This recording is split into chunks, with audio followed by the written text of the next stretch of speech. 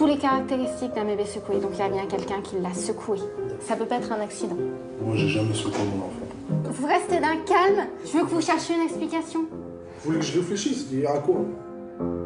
Il y a plusieurs personnes qui vous ont vu jeter votre fils contre une barrière. Et c'est pour ça qu'ils sont venus. Et vous étiez ivre-mort.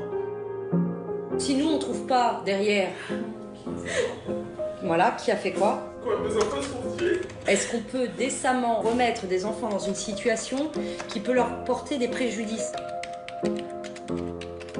C'est de pénétration, Oui. du pénis. Oui. Et il y a eu 3 garçons qui ont fait ça. J'avais du mal à en parler en fait. Et à l'école, tes Non, copines. personne. Donc t'as tout gardé pour toi.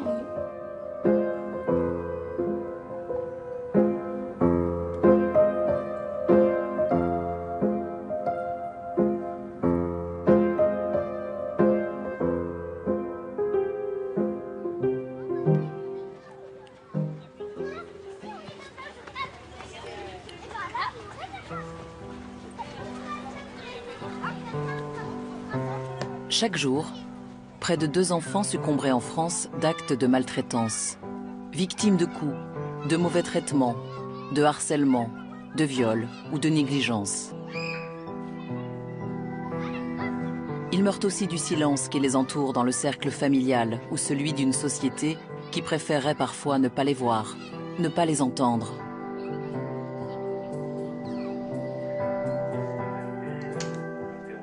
Pourtant, dans les permanences des palais de justice et des commissariats, ou dans les couloirs des hôpitaux, des procureurs, des policiers et des médecins essaient de mieux protéger les mineurs, d'accélérer les enquêtes, d'écouter pour mieux recueillir les révélations, de comprendre des paroles pour mieux mettre des mots sur les souffrances. À Paris, le docteur Caroline Ressalmon, le vice-procureur Sylvain Barbier-Sainte-Marie et le commandant de police Guy Bertrand ont fait de la lutte contre la maltraitance des enfants un combat quotidien.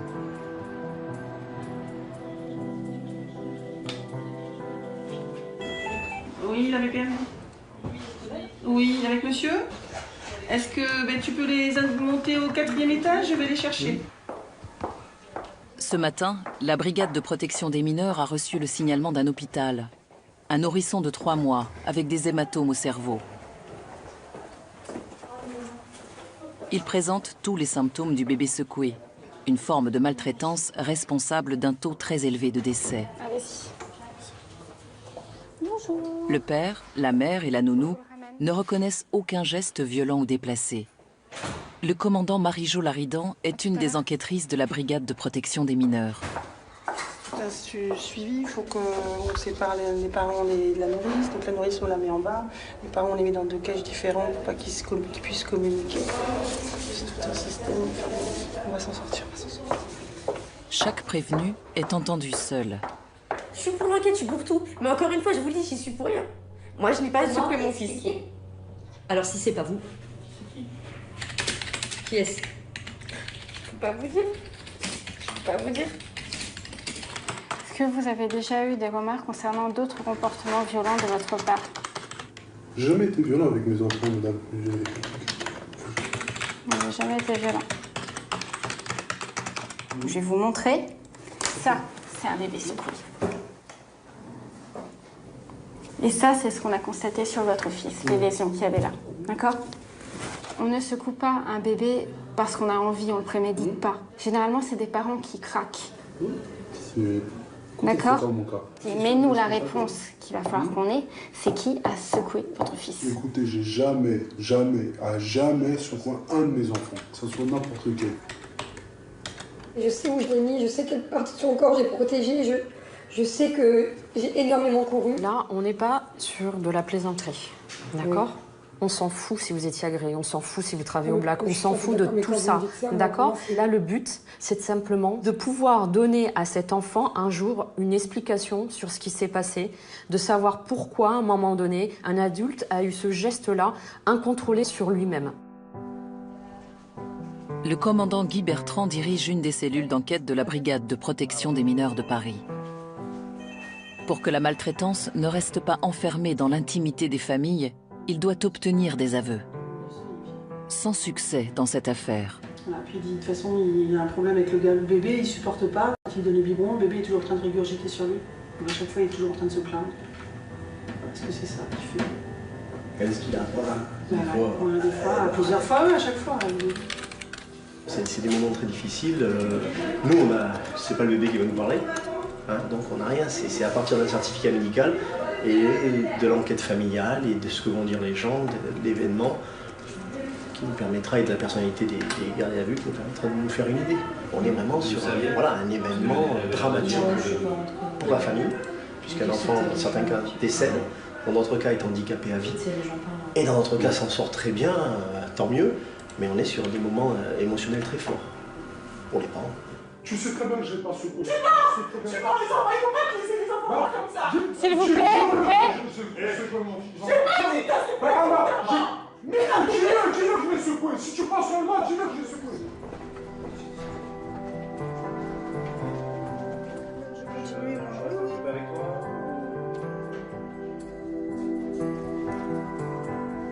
Les interrogatoires sont terminés. Le père de famille est soupçonné d'être l'auteur de la maltraitance. Il va être présenté devant un magistrat. On peut traiter d'une simple claque, ce qui peut paraître énorme pour un service comme le nôtre, jusqu'à des vraies maltraitances. Des humiliations, des enfants du placard comme on dit, ou même des humiliations au quotidien, les douches froides, le balcon, le paillasson, dormir attaché, voilà. C'est vrai que ne pas du tout éduquer l'enfant, c'est pas bon, mais il faut savoir faire trouver le juste milieu entre le côté un peu où il faut hausser la voix et peut-être punir par des petites sanctions, et celui où il faut tabasser, non. Il y a, je pense, ou celui où il faut rien faire, ça serait encore le pire.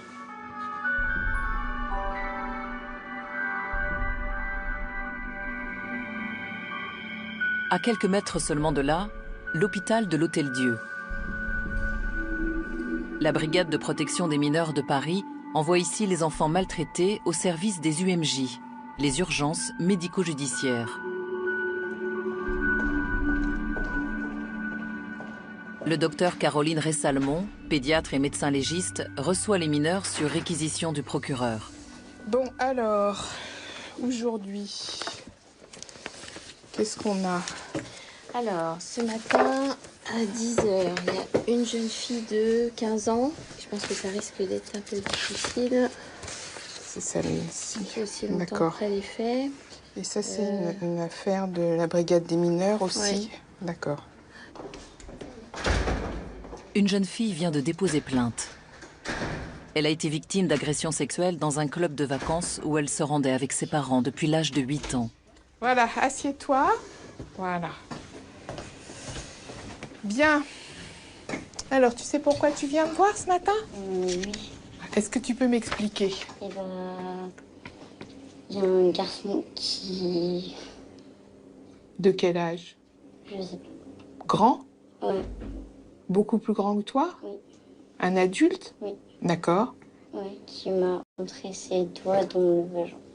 Il a fait ça et puis après? Bah, ça s'est reproduit pendant 3 ans. Oui. Ah! Oui.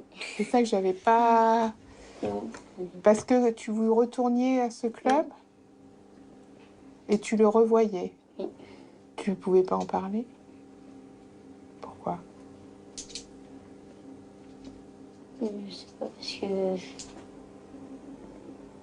que c'est dur d'en parler. Oui. Tu avais peur ou pas? Peur de... Je sais pas. De te faire gronder? Non, peur de... Pas de me faire gronder, mais peur. Peur de lui? Oui, peur de... Oui. Peur de lui? Oui. Mhm. C'était les doigts, toujours. Oui. Il n'y a jamais un moment où il a essayé autre chose? Si. Ah. Une fois. Oui. Très rapidement. Oui. Quoi? Sûrement, je le déteste. Oui. Bah, sûrement, moi aussi. Tu veux me l'écrire? Ah oui. Non, c'est encore pire. Oui. Alors. Je te regarde pas. Non, mais j'arrive facilement, je sais. C'est un mot... Non, mais c'est ce mot, je peux pas. Tu l'as dit à la brigade des mineurs, ce mot? Non. Non. T'as pas pu? Non. Tu leur as parlé de cette fois particulière à la brigade des mineurs? Je peux faire des hypothèses? Oui. Ça te dérange pas? Non. Moi, je pense que ça peut être autre chose que des doigts. Oui. Je pense que ça peut être un sexe. Oui. C'est ce mot-là que tu pouvais pas dire? Non. Voilà, d'accord. On va faire l'examen maintenant.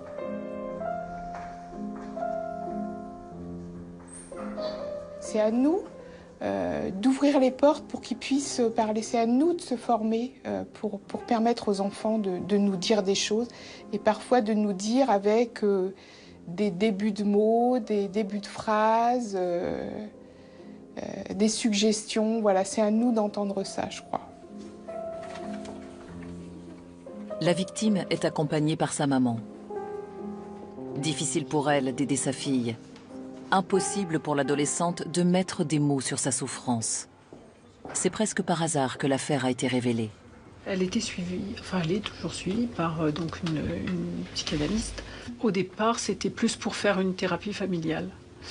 Et donc elle nous a reçus tous les trois. Et finalement, elle a dit bon, bah, je vais d'abord essayer d'un peu de creuser avant de voir tous les trois. D'accord.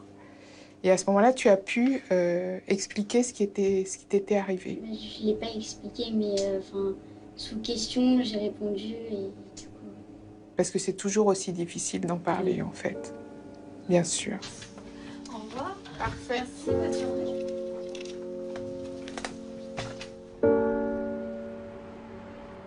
Ce qu'il y a souvent ici, c'est d'abord qu'on reçoit l'adolescente avec ses parents et qu'on essaye de les laisser s'exprimer. Et je pense que c'est un moment très fort dans lequel on essaye de rapprocher la mère et la fille. Alors que souvent, elles n'ont pas pu se dire les choses. Voilà, nous, on remet ça en mots et on a cette espèce de rôle de médiateur qui est très propre à la santé, à la médecine, des enfants et des adolescents. Voilà, c'est de faire le lien entre les enfants et les parents. Le fait de ne pas pouvoir parler d'histoires qu'on ne comprend pas, de sexe avec un monsieur, le fait de ne pas pouvoir dire, ça ne veut pas dire que la relation est mauvaise et que les parents ne sont pas attentifs. Mais si on se met à la place de cette maman, donc ça s'est passé, elle ne pouvait pas imaginer, elle était en vacances, elle était à milieu de pouvoir imaginer qu'il pouvait se passer quelque chose pour sa fille. Mais ça ne veut pas dire forcément que c'est les parents qui ne voient rien, qui ne sont pas à l'écoute. Donc là, c'est important. Ce qui est aussi terrible, c'est les jeunes qui révèlent et qui ne sont pas crus. Parce qu'ils restent alors là, avec leur tentative de révéler les faits et ce silence écrasant dans lequel ils vont se trouver par la suite.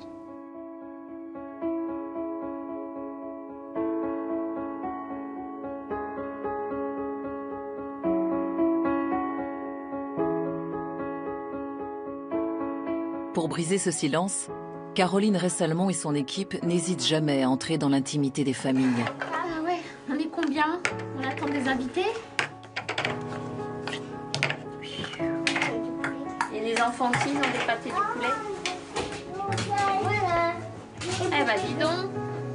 Une intimité qui peut parfois cacher de grandes souffrances. Est-ce que votre fille vous a dit des choses? Oui, elle m'a dit des choses, mais j'ai pas envie de les répéter parce que... Mais moi, j'ai besoin de les connaître. Il faut que vous me les disiez. Est-ce qu'elle a mis quelqu'un en cause? Oui. Et qui a-t-elle mis en cause? Son père. Son père. Voilà. D'accord.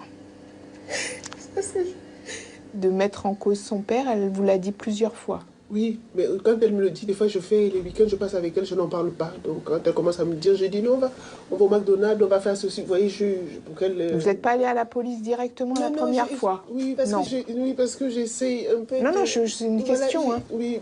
Vous la croyez pas à ce moment-là? Non, si. je la crois parce que oui. Pour moi, on n'en parle pas. Vous comprenez? Je fais la politique de l'autruche. En gros, c'est ça ce que je dis. Parce que c'est douloureux. Si mais Parce que vous avez... la vie, elle n'est pas faite que de choses agréables. Hein. On a des difficultés à traverser, bien sûr, surtout quand on est une mère. Je vais lui dire quoi, que j'étais une mère indigne d'avoir choisi de travailler. Et donc, quelque part, ne pas parler de ça. Je crois que je vis ces consultations, enfin la plupart d'entre elles, en me disant que j'ai rendu service à un enfant, peut-être à une famille. Il y a tellement d'enfants qui n'ont pas de parole que je pense vraiment que c'est mon rôle. Alors c'est une toute petite goutte d'eau dans l'océan, mais voilà, si déjà certains peuvent avoir été soulagés par mon intervention, si certaines familles vont mieux, grâce à notre intervention à tous dans l'équipe, ça n'a pas de prix. Pour moi, ça n'a pas de prix.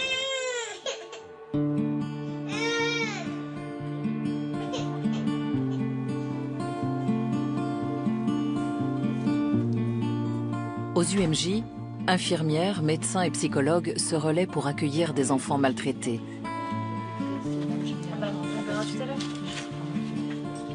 Un numéro de téléphone.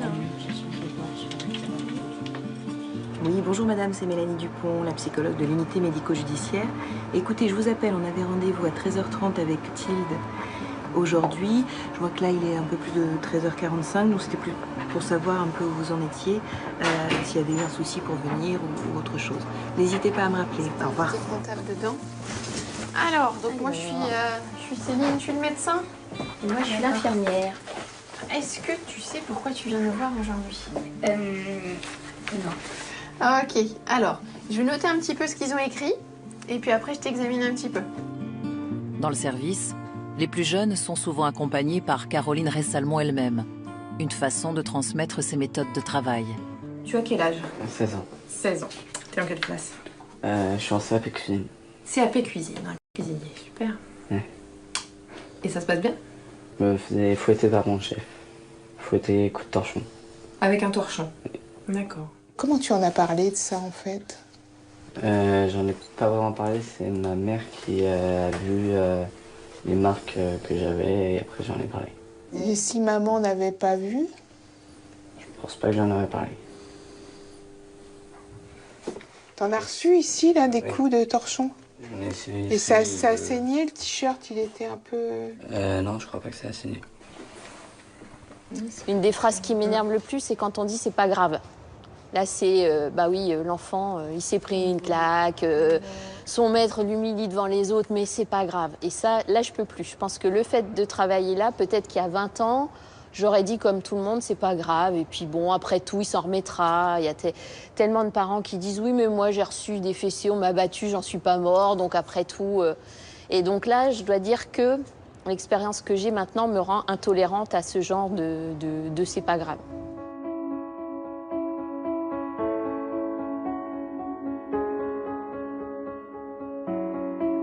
À Paris, UMJ, Brigade de protection des mineurs et palais de justice ne sont situés qu'à quelques mètres de distance, sur l'île de la Cité. Cette proximité favorise les échanges, plus qu'ailleurs.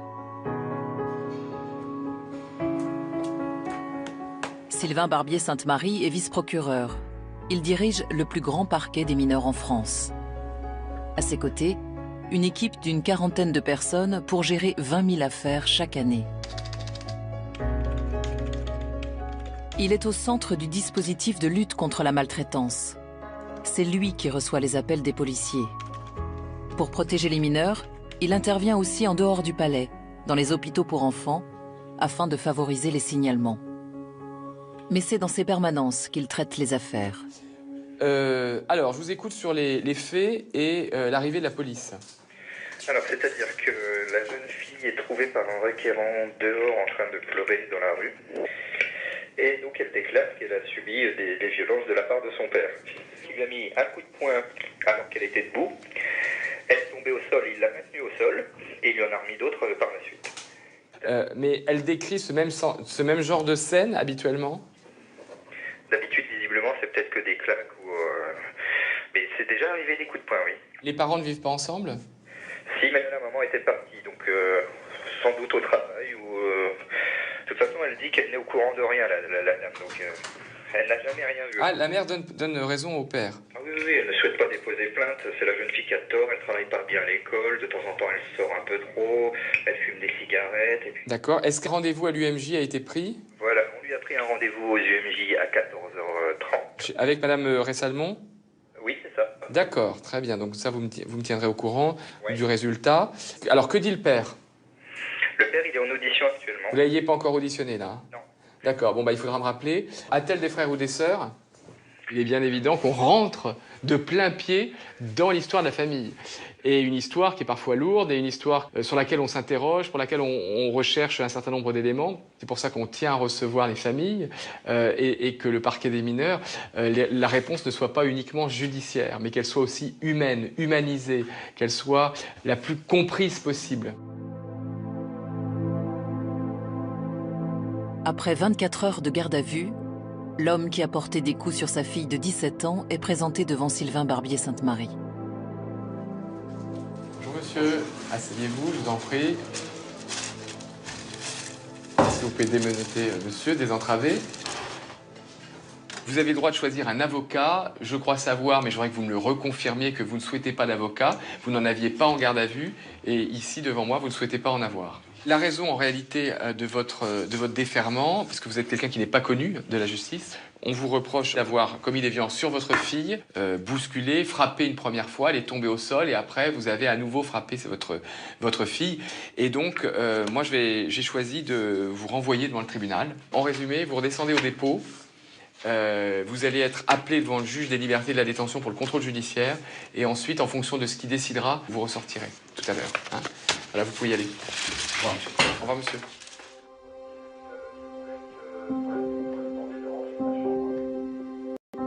L'homme risque jusqu'à 5 ans de prison.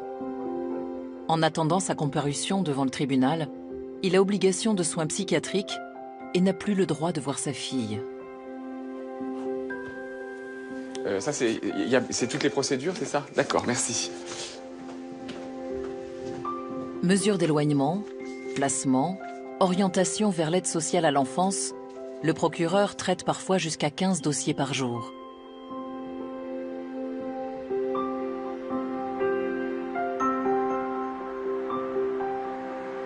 Les paroles et les révélations, si difficiles à obtenir, se heurtent parfois à la lourdeur des procédures. Les échanges entre police, justice et médecine pêchent encore par manque d'informations. Avec une réquisition, ils demandent même pas l'examen gynéco. Moi, je vais appeler le commissariat.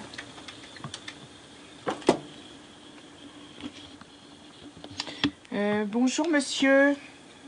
Docteur Ressalmon. Je coordonne les UMJ de l'Hôtel Dieu à Paris. Oui, mais monsieur, votre réquisition, il n'y a pas d'examen gynéco dedans. C'est pas marqué. Vous nous demandez des toxiques. On est beaucoup trop tard pour les faire, monsieur. Voilà, ben, il a bien commencé sa semaine. Bon, il y a la jeune qui est là, je ne vais pas la faire repartir, machin. Elle vient en ambulance de c'est pas bien ce qu'ils font, c'est pas bien.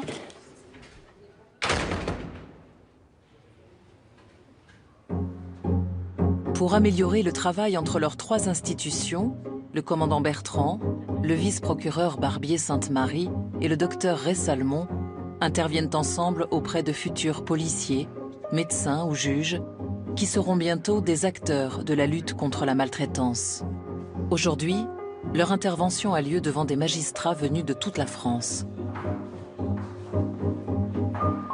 Tout ça participe évidemment au fait surtout de lutter contre cette maltraitance, parce que ça part aussi, la lutte contre la maltraitance, ça part de la prévention et de la connaissance. Les magistrats ne peuvent pas avancer tout seuls, les médecins non plus, les policiers non plus. Il faut avancer ensemble et c'est comme ça qu'on progresse. Au programme, des précisions sur le syndrome du bébé secoué. Lorsque une information va être ouverte ou que le parquet va être saisi par un signalement de bébé secoué, on va vous donner des explications que l'enfant était en train d'être lancé en l'air par son père, sautillait sur les genoux de l'assistante maternelle pour justifier les lésions présentées par l'enfant. Il est impossible que ces lésions soient constituées par ce genre de faits. C'est ça l'intensité du mouvement d'un bébé secoué. Donc ça n'a rien à voir avec des jeux, absolument pas. Il faut faire une... Où c'est bon, il y a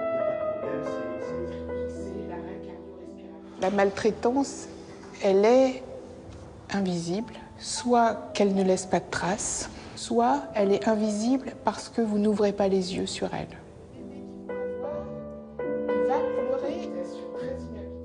Le problème de la maltraitance, c'est qu'on n'a pas envie que ça se passe. On n'a pas envie. Finalement, c'est plus confortable de faire comme si ça n'existait pas.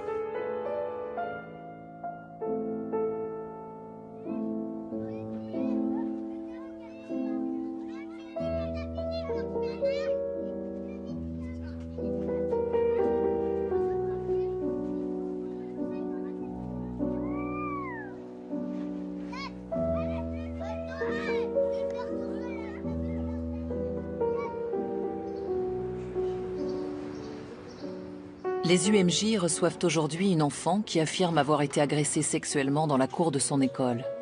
Mais personne ne veut la croire. Après une audition à la brigade de protection des mineurs, elle est venue ici avec sa mère. Donc je vais vous expliquer comment on va faire. Déjà, je vais vérifier ta date de naissance. Est-ce que tu sais quel âge tu as? 5 ans. 5 ans. Est-ce que tu sais pourquoi tu viens nous voir aujourd'hui? Est-ce que tu as compris? Parce qu'il m'a mis le doigt dans les fesses. D'accord, ok. Et alors, est-ce que tu peux me montrer où ça, au niveau des fesses? D'accord, ok. Très bien. Donc, en effet, moi, je te vois à cause de ça. Hein? D'accord. Pour regarder si tu as des gros bobos. Et ben, on va te regarder tout partout. On va regarder. Est-ce que tu veux bien que je t'aide à grimper, là? Oui. Ouais, allez, viens. Youpla. Alors, petite Anu est là. Donc, on va lui enlever un petit peu sur le... Pour regarder un petit peu devant. Hop. Et alors, on va regarder les bras. Comment ils vont, les bras? Est-ce qu'il y a des bobos? Dans le cou et sur le dos pour voir s'il y a des petits bobos. Et après, on regardera, en tout dernier, on regardera les fesses. D'accord? Ça fait pas mal, mais par contre, ça peut faire des guilis. L'examen médical gynécologique, on va dire, ah mon Dieu, ça va rappeler les faits, ça va être comme une autre agression et tout, et pas du tout. Parce que nous, on est souvent les premières personnes qui ont accès au corps, à l'intimité, au corps de l'enfant après l'agression. Et nous, on est là pour redire, ton corps, il t'appartient, il est à toi. Nous, on est des soignants et c'est vraiment, on fait tout avec la collaboration de l'enfant pour lui dire, voilà, et répondre aussi aux questions de l'enfant sur sa santé, sur son corps. Pour regarder, on va retirer la culotte. Alors. Là, on voit. Tu vois? Ça fait trop mal, ça fait trop mal, ça fait... Il n'y a rien qui est juste à l'intérieur. Moi, j'ai trop mal. C'est important, ma puce. Hein? Allez, viens. Hop. On va la ranger parce qu'elle est très fatiguée. Donc, on va la ranger dans sa maison. Attention, on perd le bébé, regarde.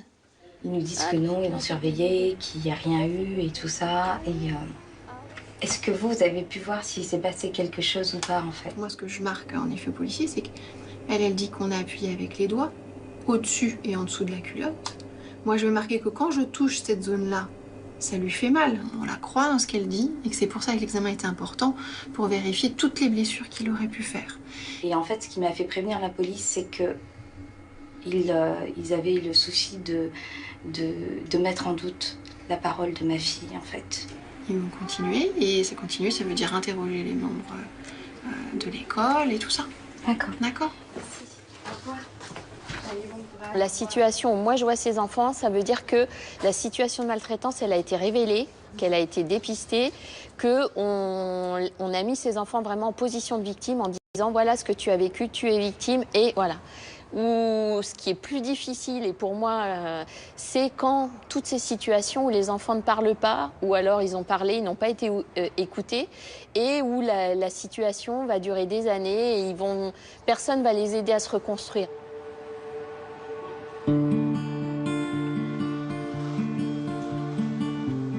La parole effacée, oubliée, c'est contre ça que lutte aussi le commandant Guy Bertrand. Le sujet de la maltraitance est encore tabou dans de nombreuses institutions scolaires qui ne savent pas faire face à ces situations. Difficile de contacter la police sans risquer d'abîmer les liens avec les familles et de nuire à la réputation de l'établissement. Bonjour madame. monsieur, bienvenue. Merci. Vous étiez attendu avec impatience. Guy Bertrand intervient aujourd'hui dans une école en plein doute. Merci beaucoup. Malheureusement, on a énormément de problèmes à gérer au niveau de la maltraitance qu'on vit ou qu'on soupçonne et on ne sait jamais exactement quelle attitude avoir. Alors c'est surtout ça. Vous avez un rôle difficile.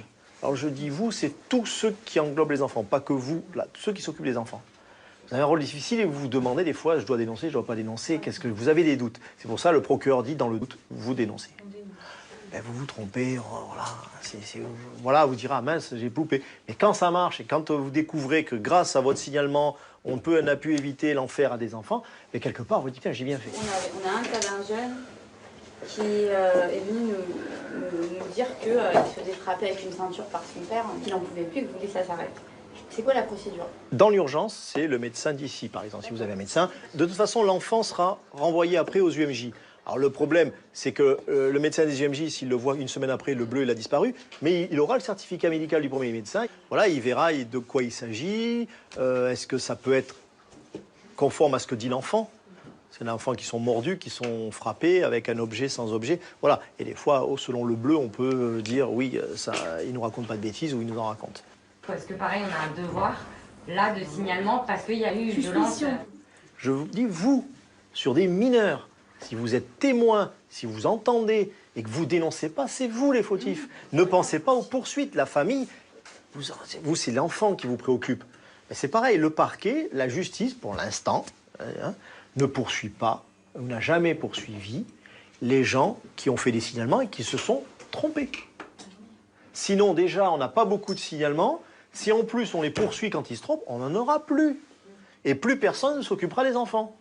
Et on les retrouvera morts, et puis voilà, on les récupérera à la sortie, en disant, ah bah, si on avait su, on l'aurait signalé.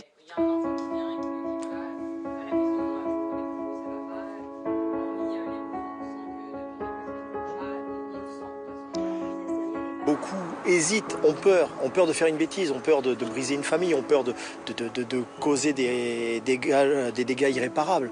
Voilà, c'est ce doute-là qui fait qu'ils ne franchissent pas le pas. Et ces accompagnements que nous pouvons faire, on apporte un plus, on rassure.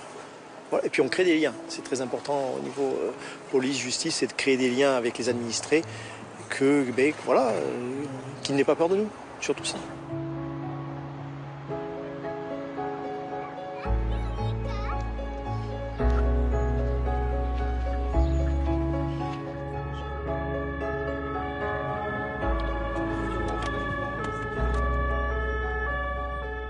Aujourd'hui, la brigade de protection des mineurs a été appelée pour une affaire qui pourrait bien relever de la maltraitance. Dans une cave, des ossements d'enfants ont été découverts. Tu veux prendre des photos déjà? Il s'agit peut-être d'un infanticide. Donc les fémurs, les tibias, et là au bout on a les deux pieds, et ce qui ressemblerait à des chaussures, des chaussons, je sais pas, non. Juste regarde ça. Bah c'est ça, regarde. Ah ouais, non, ça c'est le pied, ouais. Un procès verbal décrivant la scène détaillée doit être envoyé au procureur et les éléments de preuve mis sous scellé pour expertise. C'est un enfant entre 2 et 4 ans. Oui, ça oui, c'est... Et le deuxième qu'on a vu, enfin qu'on va découvrir sûrement, il est encore plus petit. Que l'humérus est plus petit là. L'enquête peut prendre des mois. Les ossements sont anciens, plusieurs dizaines d'années. L'affaire est peut-être prescrite. C'est le procureur qui décidera de la suite à donner. Est-ce qu'il serait possible d'avoir M. Barbier-Sainte-Marie? J'avais dit que je le tiendrais au courant de nos investigations. Merci. C'est le gardien qui vide une cave qui n'est pas fermée à clé, où il y a plein de cartons, etc. Donc il fait un premier tri il y a un mois, et jeudi soir il fait un deuxième tri, et au moment de vider la cave, il gratte et puis il trouve un crâne d'enfant.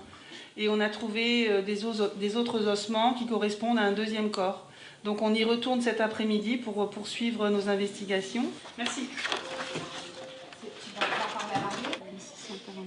Alors je vais me mettre quoi? Deuxième cadavre? Les enquêtes de terrain constituent une partie de l'activité, mais les auditions occupent l'essentiel des journées.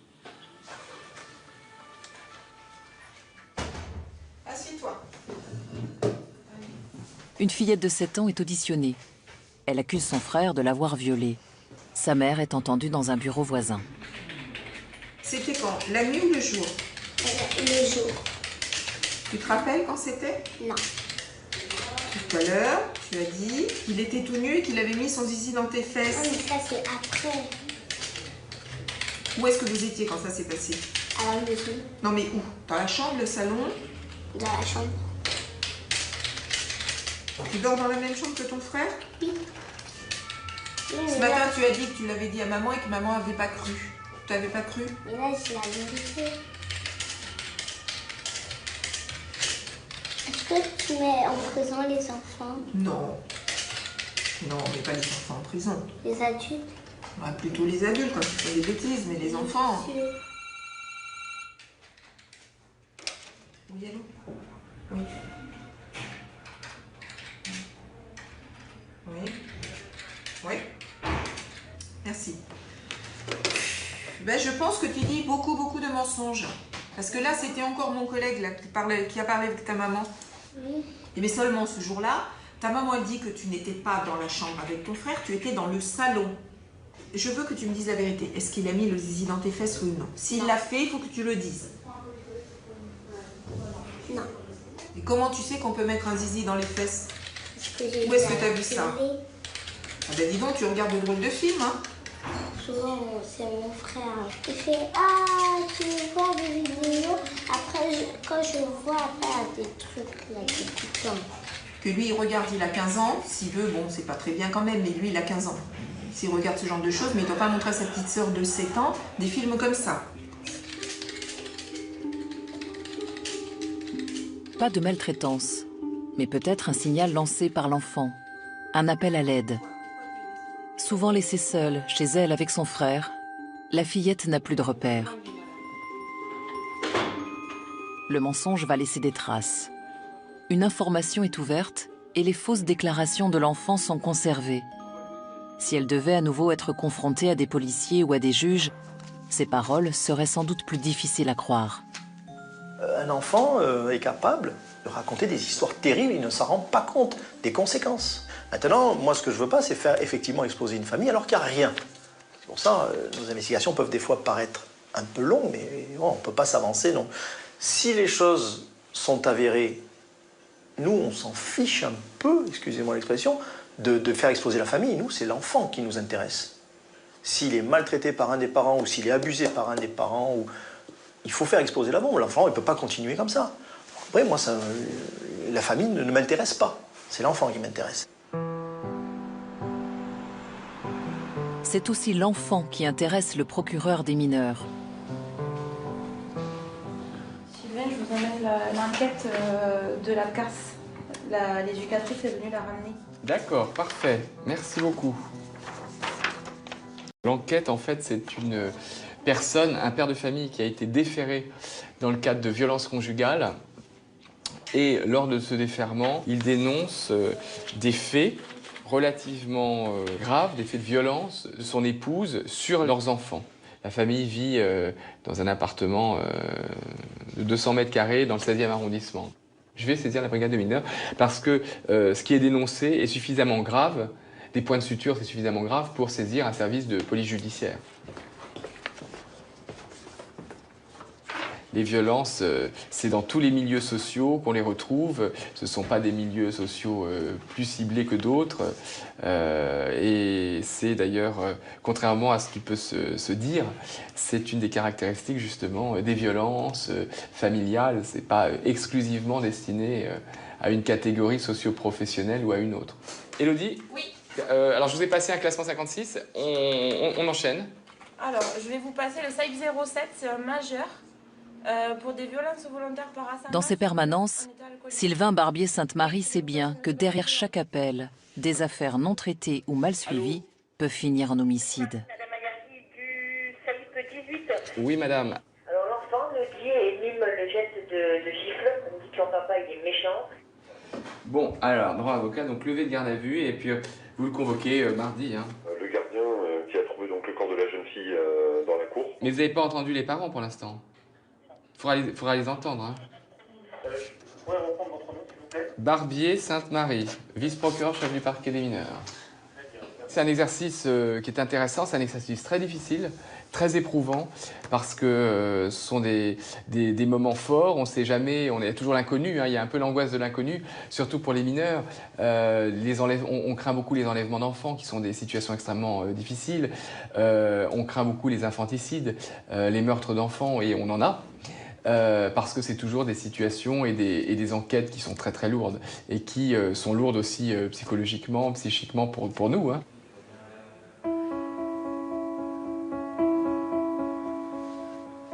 Elle dit quoi sur les enfants? Elle dit qu'il n'y a jamais eu de traitement envers les enfants. D'accord. Que son mari est en père modèle.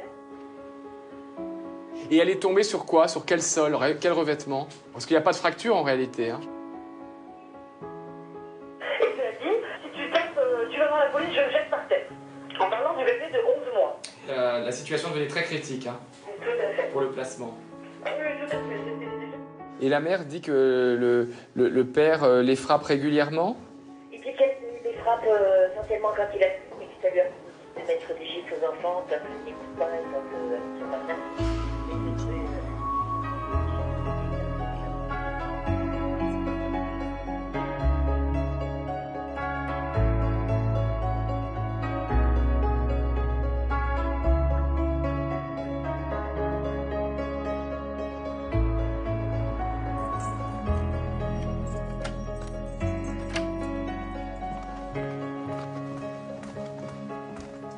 Bonjour. Bonjour Patricia, bonjour Mélanie, ça va? Vous arrivez pile pour le café.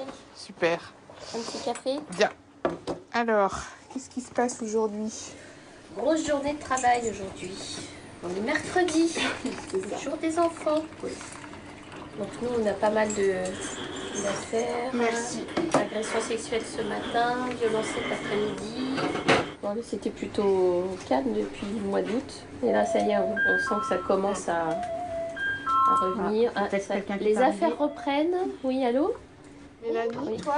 Écoutez, je rencontre donc la famille dont vous m'aviez parlé la dernière fois de violence conjugale avec 3 enfants.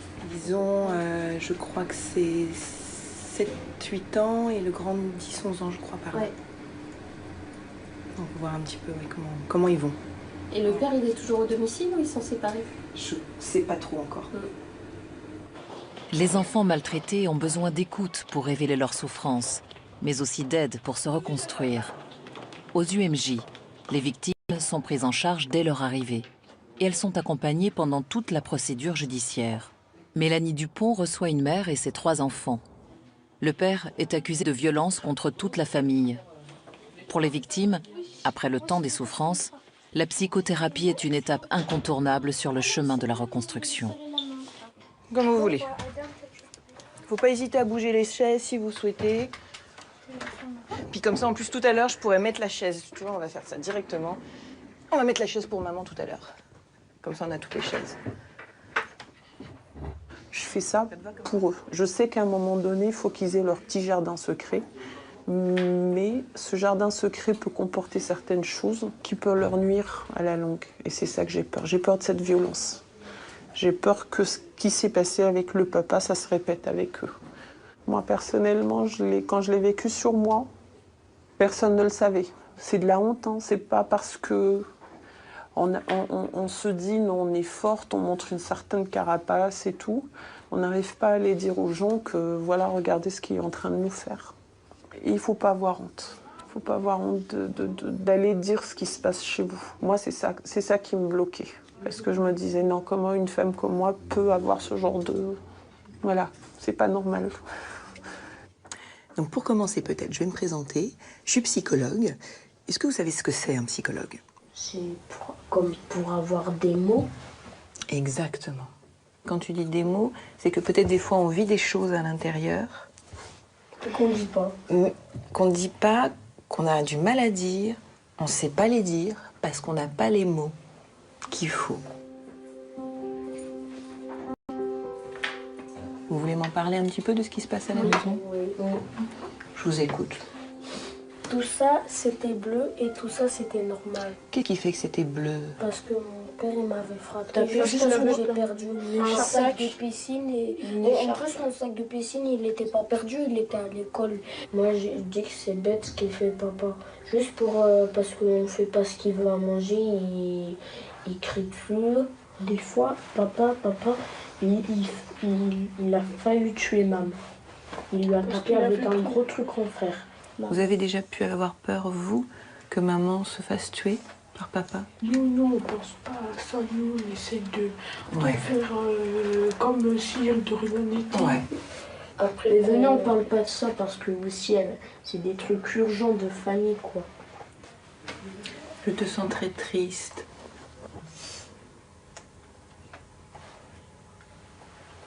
Tu peux y aller ici, on a le droit. La dernière fois, j'étais avec papa. Il y avait la police et tout ça, il y avait mon oncle, il y avait ma tante, du côté de mon père. Papa, il t'a pris, il t'a mis au lit, tout ça. Mais non. Après, il lui a fait comme ça, après, il n'arrivait plus à respirer. J'ai fait une crise d'asthme après. D'accord. Arrête de pleurer. Très douloureux. Ça t'embête que ton frère pleure? Oui. Pourquoi? À chaque fois, il pleure. Est-ce qu'il y a d'autres choses que vous souhaitiez qu'on se dise pour déjà aujourd'hui? Moi, je dors très très bien, mais même des fois, il fait des cauchemars, il dit « Ah non !» Après, il met les pieds sur moi des fois. Et après, des fois... Ils ont eu un événement, ils ont vécu un événement, ils ont subi un événement particulièrement douloureux, mais ils ont une vie à faire et c'est de pouvoir justement, ce qui anime, je crois principalement, c'est de pouvoir les accompagner pour grandir et grandir au mieux. Il dit « Maman, est-ce qu'on peut avoir des chips ?» Ah ouais. Parce que ça marche. Elle était assez magique cette consultation, je trouve. Magique parce qu'on voit se déployer tous les mécanismes et tous les processus que peut mettre en place un être humain pour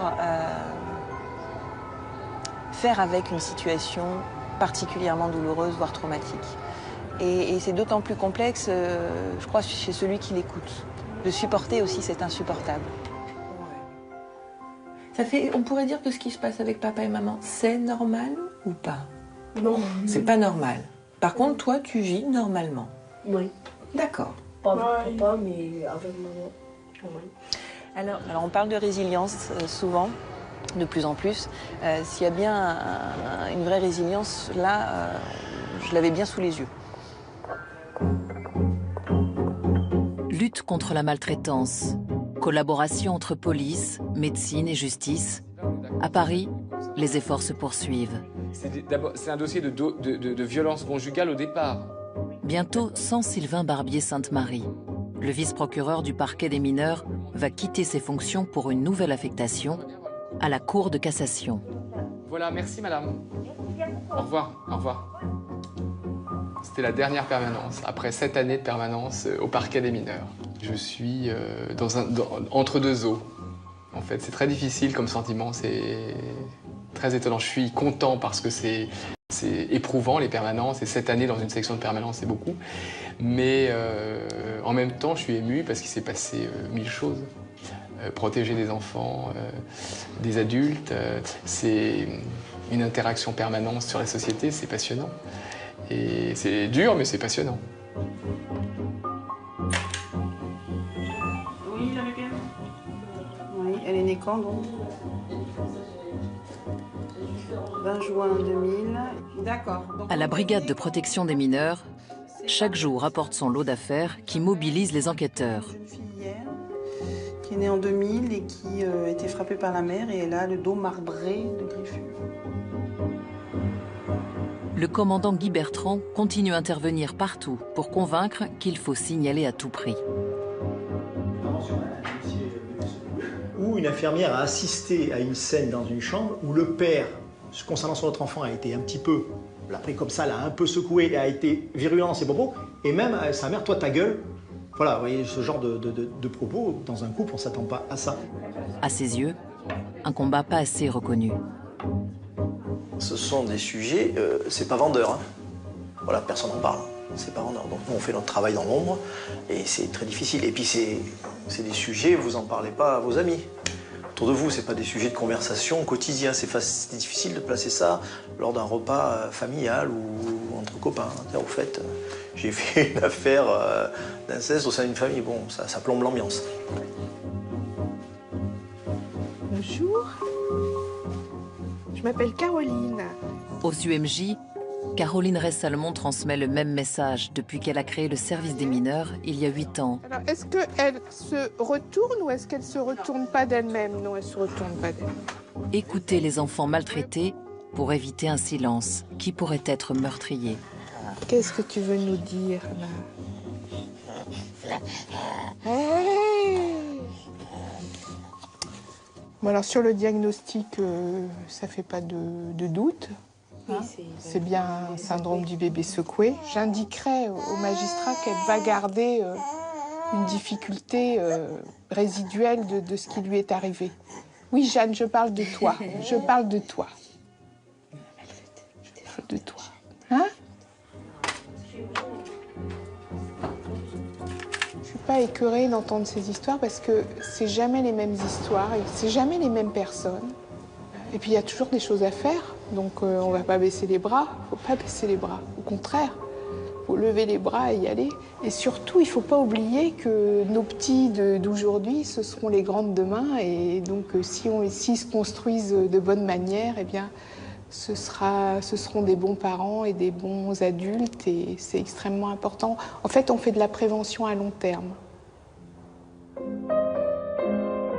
En France, la maltraitance des enfants tue toujours. Chaque année, elle ferait encore près de 600 victimes. Mieux protéger l'enfance en danger, c'est le pari de ces professionnels. Mais sont-ils assez nombreux dans leur combat? Selon la dernière étude, près de 100 000 mineurs seraient en danger en France. Comment les aider? Nous en allons tout de suite avec nos invités. Gwendoline Alves-Garcia, enfant, elle a subi les coups, l'humiliation, pourtant personne n'a jamais alerté. À ses côtés, Hélène Romano, psychologue spécialiste en psychotraumatisme. Pour elle, les enfants ne sont plus protégés. Elle nous dira pourquoi.